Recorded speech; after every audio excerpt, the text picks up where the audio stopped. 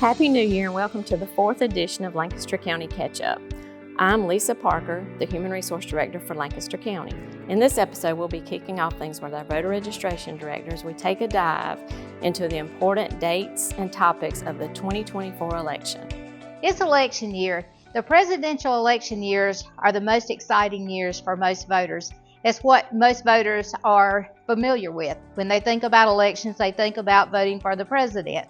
In reality, we vote for your local leaders, we vote for your state leaders, and so that will be a part of what we do this year. But there's a lot of important things that we need to remember for election year. We start with the presidential preference primaries. We have the Democratic presidential preference primary on February the 3rd and then the Republican on February the 24th. Yes, those elections are on a Saturday. They're the only elections we ever have on a Saturday, and they are always during the presidential election year. Next registration date that will be coming up will be January the 24th, and that will be the last day that you can register to vote in the Republican primary that will be coming up on February the 24th. So those are the two elections that we'll be having in February. They will be on Saturdays. Polls are open from 7 to 7, and we hope that everyone will come out to vote. The next elections that we have for this year are the June primaries. The June primaries are when we choose the people who will be on ballot in November for your local leaders. Like I said, most people think about elections as we elect the president. In South Carolina, we're not one of the swing states. We don't have that many electoral votes. But your local leaders are the people that decide how to spend your money. So those are important elections. We also are always asked, what do you do if you can't go to your poll on election day?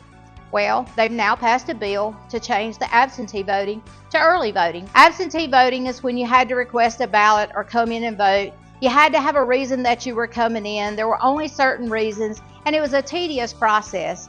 We now have 2 weeks of early voting prior to each election. If you go to scvotes.gov, you can find all of the information that you need about absentee voting.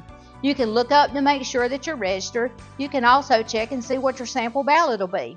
It's always a good idea prior to each election to go and to look up your voter registration information. Make sure you know what poll you're going to. You can also call our office. We're there 5 days a week, 8:30 to 5. For the presidential preference primary, some of our polling locations are going to be combined. That means that you may usually go to Antioch Baptist Church, but for this election, you'll be going to Hyde Park Baptist Church. Those polling location combinations are also on scvotes.gov. You can also call our office to check on that. That will be the only time we combine polling location is cost-saving measures, and the regular polling locations will be all open in June and November. Our office begins Monday, January the 22nd at 8:30, where you can come in and you can vote early for the Democratic primary.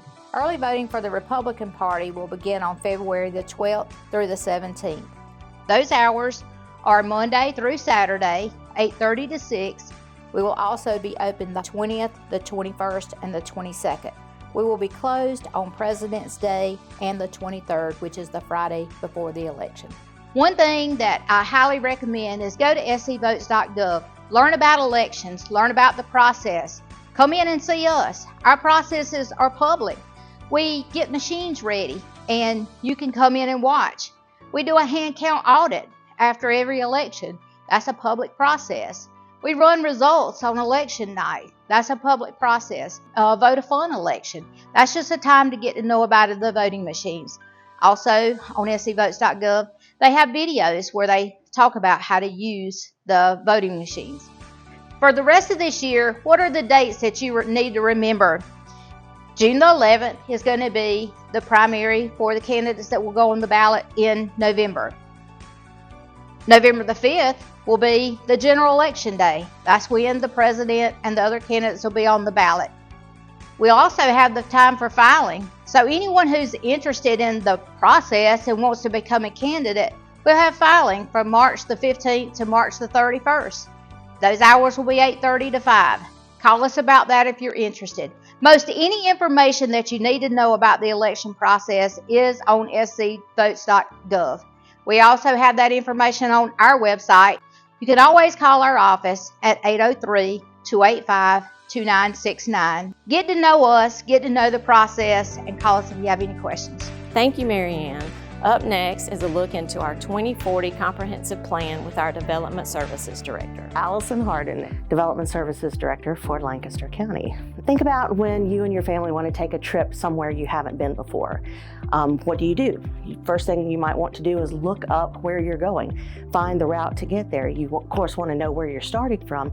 You want to know how long is it going to take to get to that place that you're going. You also might want to know along the way, will there be gas stations? Will there be restaurants or rest stops available? If it's a longer trip, where are you going to stay the night? These are all things that are involved in planning.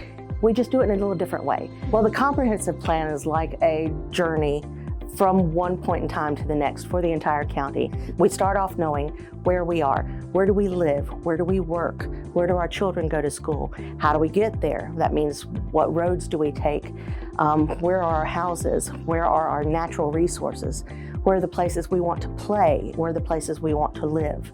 We get an idea of where we stand now, so our starting point, and then we look ahead to where we want to end up in 10 years and try and project what we're going to need along the way.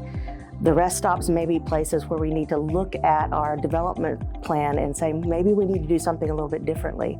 The activities that you might want to do on a trip. Where are our parks and recreation?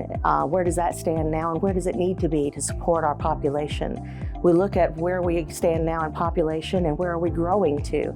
And for those people that we anticipate that will move to Lancaster County, where are they going to live and where are they going to recreate and work? And the input that we receive from the public is what we use to determine which route we go, where we make a stop, where we may have to go a little bit faster, where we go a little slower on the journey to our better public health and safety.